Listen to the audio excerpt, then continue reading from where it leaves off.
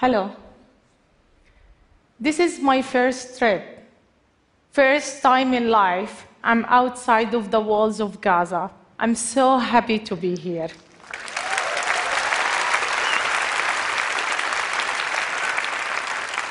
My ambition always was to be a pilot, to fly a plane, to feel free to fly the sky, to touch the sky.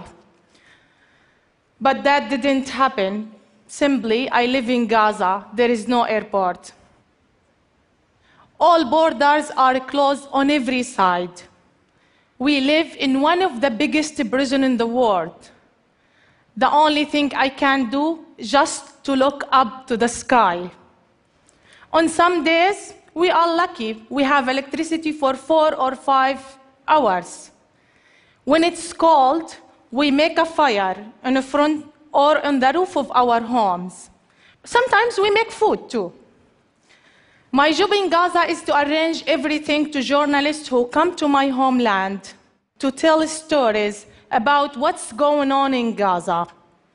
Many mornings, I had to go to the border area to collect a journalist. If anything should happen to the journalist, or if the journalists decide to cover a story the government doesn't want us to cover, bad things could happen. Navigating through my country, helping journalists, filmmakers, news crews, is my working life. I believe my success comes from building a relationship not only with journalists and the news crews, but also with the communities in the Gaza Strip. These communities who don't want their stories to be told. I never look to them as stories or numbers, but like me, they are a human being. I have built up many relationships over 10 years. And guess what? This gives me the chance to get access to people, to stories others can't. In some certain situation, I feel as a woman, I have more power. Many male journalists in my society, they want to cover a story about drug addiction in my country. That problem started, the Gaza tunnel were being built. With the siege on Gaza, tunnels were brought people all the basic needs, like food, building material, other stuff we needed, but not anymore, because the Egyptian side flooded them up with water and they are not working anymore. Drugs were being smuggled, and many young people get addicted too. In the tradition of the Palestinian society, it's forbidden for men to enter the household. So, no male journalist get the story, but I did. I have a wonderful husband who supports me, despite all the criticism he gets from the society. He's at home now with my 2 kids, and I have another one is growing here.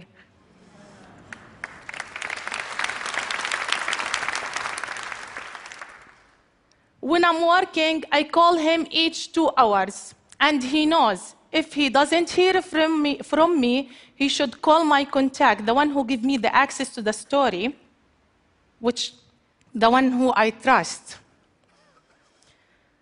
One of the times in Gaza, during the kidnapping of the British journalist Alan Johnston, I was asked by an American magazine to set up a meeting with the kidnappers in Gaza, and I did. The journalist covering the story and I were asked to meet outside of his hotel. They came, they picked up in a black van with a black window. They were wearing masks in that day, and they drove us away, far away in the middle of a field. They took our cell phones, and we did the interview with the kidnapper outside in that field. I was so scared that day, a day I will never forget. So, why I do what I do? I do it because I believe if I didn't, a huge part of the story about Gaza will be missing. There are some more stories I could tell you about my country, and not all of them they are bad. I love my country, despite the terrible situation we live in, siege, poverty, unemployment, but there is life. There is people whom are dreamers and amazing people full of energy. We have a wonderful music and a great music school. We have parkour dancers who dance in the rubble of their homes. And Gaza is the only place in the Arab world where Muslim and Christian live in a strong brotherhood.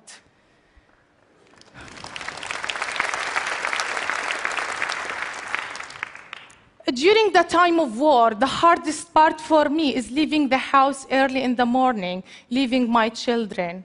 I get used to take a picture for them every day because I never know if I will make it back for them. Being a fixer and a journalist is difficult and dangerous in Gaza.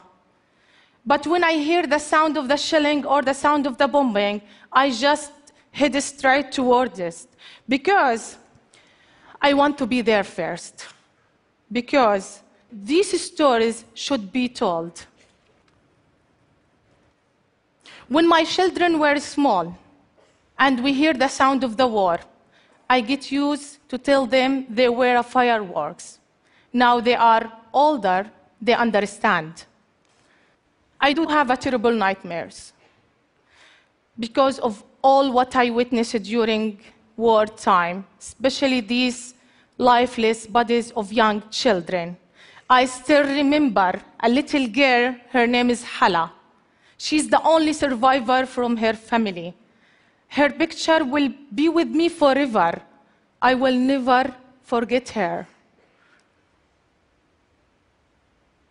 I'm proud that I can stand here and being here today with you.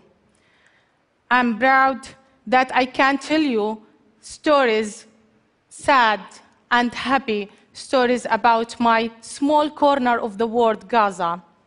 I'm proud that I am the first female fixer working in Gaza, and the funny thing, they call me Mr. Rambo in Gaza.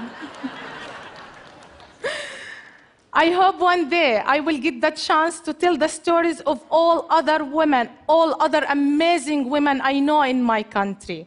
I hope that one day I can help other women in my country to be fixers like me.